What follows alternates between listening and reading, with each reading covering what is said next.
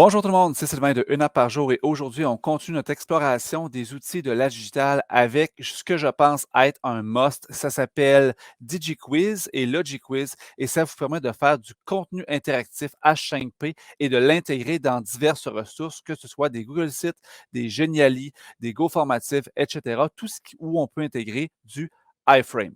Donc, je vais commencer par vous montrer la ressource. Ensuite, je vous montrerai l'intégration. Si vous voulez passer tout de suite à l'intégration, vous allez dans le séquençage de ma vidéo qui est ici au bas de l'écran. Vous allez sélectionner la partie correspondante. Donc, on va à ladigital.dev pour accéder aux ressources. On descend ici et là, vous avez besoin de deux choses. La première chose, c'est DigiQuiz. DigiQuiz, à quoi ça sert? Ça sert à pouvoir prendre votre contenu H5P et à le mettre en ligne dans un iframe, par exemple, dans un Google Site. Pour commencer, ça vous prend LogiQuiz. LogiQuiz, il faut télécharger LogiQuiz. Donc, c'est vraiment un programme. Il y a deux façons de l'installer. Je vous montre les deux. Vous avez pour Windows un paquet d'installation. Donc, à ce moment-là, ça vous prend les droits administrateurs sur votre appareil. Moi, ce que je vais vous suggérer, c'est la version portable pour Windows qui va faire un fichier que vous allez pouvoir ouvrir et directement gérer à partir du fichier. C'est-à-dire que vous n'aurez pas à installer quoi que ce soit sur votre ordinateur. Donc, si vous n'avez pas un ordinateur personnel, c'est un ordinateur de votre centre de service scolaire ou de votre établissement, c'est un must. Donc, on va utiliser la deuxième option. Une fois qu'il va être installé, je vous donne les grandes étapes. Ça va être une archive, donc un fichier zip.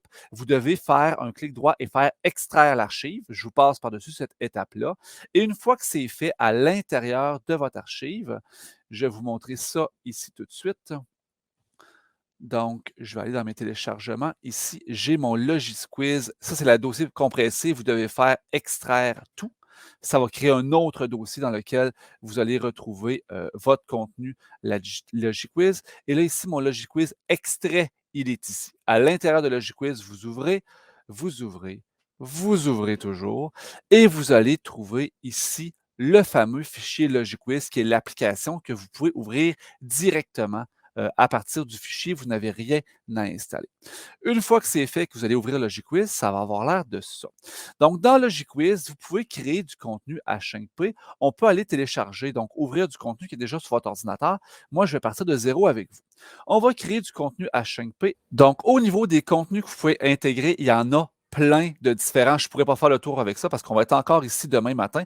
Donc, ce que je vous montre, c'est les grandes lignes. Vous pouvez faire des vidéos interactives, un petit peu à la Edpuzzle, dans lesquelles vous allez intégrer des questions. Vous avez des présentations de cours, des choix multiples, etc. Des drag and drop où on prend des objets, on les dépose dans une zone spécifique. Des images hotspot, je vais vous en montrer une tout à l'heure. Des flashcards, des fichiers audio, des quiz mathématiques, des séquences, etc. Donc, il y en a plein. Donc, moi, je vais vous en montrer. Je vais commencer un facile, un moyen, un complexe, puis je voulais vous laisser expérimenter. Mon premier que je vais vous montrer, ça va être de mettre dans une séquence. Sort de paragraph, donc l'avant-dernier ici. Donc, je vais aller dans les détails et je vais faire utiliser. Et là, je vais créer ce contenu-là. Donc, le titre que je vais lui donner ici, je vais l'appeler les fractions. Je suis en mathématiques, je vais faire ça simple. Moi, ce que je veux, c'est que les élèves placent dans l'ordre croissant les fractions. Donc, place ces fractions en ordre croissant. Et là, je vais spécifier de haut en bas. Clairement, parce que sinon, les élèves pourraient mettre le plus bas, donc la plus petite fraction en bas, puis les monter jusqu'en haut. Et là, je vais mettre dans l'ordre, donc dans le bon ordre mes fractions. Donc, une demi, je vais mettre trois quarts, 7 huitièmes. Je ne me casse pas la tête et je vais en ajouter une autre, et ça va être 9 dixièmes, qui sont dans le bon ordre. Donc, voilà pour mes contenus. Je peux les supprimer, puis je peux les reséquencer ici en jouant sur les petites flèches pour les mettre dans le bon ordre. Une fois que c'est fait, je peux ajouter des ranges pour des feedbacks, donc c'est-à-dire des rétroactions qu'il va donner à l'élève dépendamment de leurs résultats. Donc, par exemple, ici, moi, je vais ajouter un range et là, je vais les répartir également, mais vous pouvez déterminer de où à où. Donc, si je fais répartir également, il va me mettre 0 à 50 et 51 à 100 Sinon, par exemple, si je mets comme note 60 bien, ici, l'autre va automatiquement s'ajouter à 61 Donc, attention, recommence. Et par exemple, bravo, c'est pas si mal. Puis je vais en ajouter un autre qui va être ici, je vais arrêter à 99. Donc, mon dernier, c'est 100% et tu as réussi, par exemple. Là, bien entendu, avec 4 questions, je ne peux pas arriver à 61%. Donc, c'était pour l'exemple. Une fois que c'est fait, je peux ajouter d'autres settings. Donc, comment est-ce que je donne des points? Est-ce que c'est parce que c'est placé dans le bon ordre ou si j'ai des proches bonnes séquences? Donc, je vais essayer de mettre des bonnes séquences. Ensuite, si j'ai des choses qui sont dupliquées, donc qui sont pareilles, ils peuvent être interchangeables. C'est une possibilité. Ajouter des boutons pour le mouvement, ça va être des petits boutons ici comme ça qui vont permettre d'aller de haut en bas si on ne veut pas que les élèves aient à faire du drag and drop. Donc, c'est une option ou pas. Est-ce que je laisse réessayer ou pas? Et est-ce que je peux faire montrer la bonne réponse? Cela, j'aurais tendance à l'enlever. Donc, dans mes options de texte, moi, ce que je sélectionne, c'est la langue, soit français, soit anglais si ce n'est pas disponible. Et c'est pas mal tout ce que je fais. Ensuite, check. Donc, on peut renommer les différentes options, les différents boutons à notre guise. Donc, par exemple, vérifier, soumettre et changer tout le vocabulaire qui va être applicable dans notre petite activité. Une fois que j'ai terminé, je vais faire enregistrer. Je vais faire afficher pour voir de quoi ça a l'air ici. Donc, par exemple, ici, j'ai mes fractions qui sont dans un ordre aléatoire. J'ai le bouton vérifier. Si je les mets pas dans le bon ordre, ici, il me dit attention, recommence. Je réessaie. Donc, je vais les placer une demi, trois quarts, 7 huitièmes, 9 dixièmes. Et là, ici, on m'a dit oui, tu as réussi. Tu as 3 séquences. Donc, une demi va avant trois quarts avant 7 huitièmes avant 9 dixièmes. Donc, c'est la séquence qui donne les points. Dans les options tout à l'heure, j'aurais pu sélectionner dans le bon ordre. Maintenant, vous voulez assigner ça à vos élèves. Comment est-ce qu'on fait? OK? Et ensuite, je vais vous montrer comment créer d'autres contenus. Donc, comment est-ce qu'on fait? On va aller dans ladigital.dev. On va aller à DigiQuiz. On va ouvrir un fichier H5P, mais là, ce fichier-là, j'en ai besoin. Donc, ce fichier-là, comment je fais pour y avoir accès? J'ai enregistré ici dans mon LogiQuiz. Je vais dans mes contenus, mon fichier sur les fractions, je vais tout simplement le télécharger. Je vais le télécharger. Je peux garder ce code-là numérique qui est créé. Sinon, je vais le renommer. Ici, je vais l'appeler les fractions. Mais attention, si vous renommez, vous devez absolument mettre l'extension .h5p, sinon il ne sera pas reconnu par DigiQuiz. Donc, j'enregistre. C'est un fichier H5p. Donc, dans mon DigiQuiz, je vais ouvrir un fichier H5p.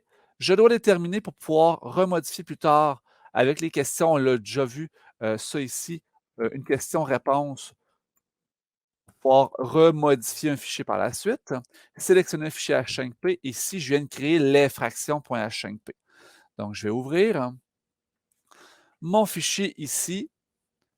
Il est maintenant disponible sur le web. Deux façons de le partager aux élèves pour qu'ils le fassent. Bien, je peux tout simplement leur partager ce lien-là ici ou les envoyer sur un code QR. Le code QR ne fonctionne pas super bien des fois. Donc, je copie, j'envoie mes élèves par un Classroom, un Teams, ils vont pouvoir faire l'activité. Il n'y a pas, vous n'allez pas recevoir les résultats. Les élèves peuvent faire une capture d'écran de leurs résultats, etc. C'est vraiment pour qu'eux se valident. Sinon, ce que vous pouvez faire et ce que je trouve vraiment génial, c'est le code d'intégration et c'est ce que je veux vous montrer. Donc, je vais faire un code d'intégration ici, copier, et je vais aller l'intégrer. Moi, ce que j'aime, ce que j'utilise, c'est un Google Site, mais ça fonctionne aussi avec un Genially, un Go formatif, tout ce qui vous permet des questions de type intégration. iFrame. Donc, je vais faire ici intégrer. Je vais aller dans intégrer le code. Je vais coller le code que j'ai copié dans mon DigiQuiz. Je fais suivant. On me donne un aperçu de quoi ça aura l'air et je vais faire insertion. Donc, mon mini-test ici, ma petite question de validation se retrouve disponible à l'intérieur de mon site Internet. Vous pouvez valider ici. Et si vous n'avez pas vu ma capsule sur les sites Internet, Google Sites, vous dire c'est compliqué, bien sincèrement, c'est hyper simple et la capsule, elle apparaît juste ici, en haut à droite de l'écran. Donc, une fois que c'est fait, donc ça va avoir l'air de ça dans votre site Internet. Les élèves vont pouvoir placer dans l'ordre les différentes parties. Jouer avec les flèches aussi, ça fonctionne. avec le bouton d'animation. Quand c'est fait, on fait vérifier et on obtient une note. Les élèves pourraient faire une capture d'écran ou tout simplement vous le montrer en classe. C'est juste pour qu'eux se valident. Donc, qu'est-ce qu'on peut faire comme autre type d'activité? Je vous invite à venir voir deux types d'activités. Je vais faire une carte interactive ainsi qu'un mot croisé. Donc, je vais vous montrer premièrement la carte d'activité. Je vais retourner dans mon logiciel LogiQuiz. Je vais créer un nouveau contenu. Et là, ici, je vais faire une carte interactive. Donc, ça va être une image de type hotspot ici. Donc, je vais cliquer dessus. Là, à l'intérieur ici, je vais l'appeler Trouver le Canada. Je vais sélectionner une image d'arrière-plan. Je vais l'ajouter. J'ai déjà une carte du monde ici que j'ai sélectionnée. Vous pouvez éditer votre image si vous voulez. Éditer le copyright. Assurez-vous d'avoir des images libres de droit. Ensuite, zone sensible. Bien, je vais aller déterminer une consigne à l'utilisateur qui va être Trouve le Canada. Je vais déterminer une zone dans laquelle, s'il clique, il va se faire dire que c'est la bonne réponse. Donc, ici, on peut sélectionner un cercle ou un rectangle. On n'a pas d'autre choix que ça. Donc, ici, ça va être un rectangle. Là. Pour la réponse correcte, le commentaire, ça va être bravo. Tu as trouvé. OK? Et là, cette zone-là ici, qui est transparente, je la prends et je vais la mettre ici. S'il y a des parties que vous ne voulez pas qui soient reconnues comme étant bonnes, vous pouvez superposer d'autres zones par-dessus qui vont faire que ce ne sera pas la bonne zone. Donc, par exemple, ici, je pourrais mettre un cercle. Hein, et là, mon cercle ici, je pourrais le mettre, par exemple, par-dessus cette zone-ci. Donc, ça cache mon rectangle qui est en arrière. Donc, ici, je suis vraiment sur le cercle, je ne suis pas sur le rectangle. Donc, je peux cacher des zones que je ne voudrais pas qu'ils soient bonnes, etc. Une fois que c'est fait, commentaire sur l'utilisateur sélectionne une zone vide. Donc, mauvaise zone. Et on peut mettre des zones à la grandeur de votre carte. Et ensuite, on pourrait mettre une zone, par exemple, attention, ceci c'est la Russie, attention, voici, tu es en Afrique, etc. Je peux mettre un bouton réessayer ou pas, mettre un bouton fermé ou pas. Et j'ai des options aussi au niveau de la langue. Ici, par défaut, il est en français, donc c'est correct. Une fois que c'est fait, je vais enregistrer. Je vais afficher ici, voir de quoi ça a l'air. Donc, mauvaise réponse. Et si je clique sur le Canada, c'est bravo, tu as trouvé. Donc, voilà, maintenant, j'enregistre et je pourrais aller l'intégrer encore sur un Geniali, dans un site Internet pour que les élèves le fassent ou encore passer par DigiQuiz. Maintenant, je vais retourner dans mes contenus et je vous crée un nouveau contenu. Et celui-là, je le trouve particulièrement intéressant. Ce sont les mots croisés, mes mots croisés 3.0, édition 2022. Donc, par exemple, ici, je viens de créer un mot croisé. Mon titre ici, ça va être les polygones. Titre, nomme les polygones selon leur nombre de côtés. Et ici, ce que je vais faire, c'est que je vais entrer donc l'indice, donc par exemple 5 côtés. La réponse, ce serait un pentagone. Et là, je peux ajouter d'autres indices à l'intérieur pour aider le jeune ou l'adulte à trouver la bonne réponse. Je peux ajouter un deuxième mot ici, donc par exemple 6 côtés, qui est un hexagone. Et je peux ajouter d'autres mots, etc. Je vous montre les paramètres. J'en ai déjà fait un au complet avec tous mes polygones. Ensuite, vous pouvez ajouter, comme on l'a vu tout à l'heure, des ranges pour donner des résultats et des encouragements à vos élèves, dépendamment du nombre de bonnes cases qu'ils ont réussi à répondre. Au niveau du thème, vous pouvez ajouter des images en arrière-plan. Donc, par exemple, moi, c'est les polygones. Je pourrais sélectionner une image qui représente des alvéoles pour des abeilles, une couleur d'arrière-plan si je ne veux pas sélectionner d'image, la couleur de la grille, tout est configurable à l'intérieur de votre grille. Et je vais vous montrer les options de texte à la fin. Donc, par défaut, on va le mettre en anglais parce qu'on ne l'a pas en français. Si je clique ici, bien là, vous avez les mots de vocabulaire qui sont associés à l'anglais. Donc, across pourrait être changé pour, par exemple, horizontal. Down pourrait être changé pour vertical et on pourrait changer les différents mots de vocabulaire associés à votre activité ici. Je vais faire enregistrer, je vais faire afficher pour vous montrer. Donc, à ce moment-ci, vous avez simplement deux questions. horizontale, verticale avec mes 2 mots. J'en ai créé un au complet pour vous montrer de quoi ça a l'air lorsqu'on l'intègre à l'intérieur, d'un, Google Site. Donc, si je retourne pour intégrer ce mot croisé-là sur un site, je vais aller sur DigiQuiz, je vais faire «Utiliser». Je vais aller ouvrir un fichier H5P. Je vais choisir ici mon film préféré ou ma chanson préférée. Je vais aller sélectionner mon fichier qui est ici.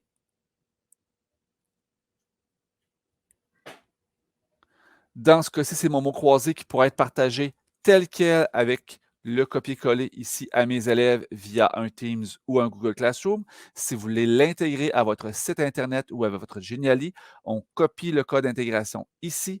On se rend sur le site Internet. Je vais supprimer cette activité-là pour vous montrer. Je vais intégrer le code suivant. Et là, pourquoi j'ai choisi de vous montrer le mot croisé? Pour une bonne raison. Donc, je vais vous montrer. Donc, mon mot croisé ici, si je l'agrandis pour voir au complet,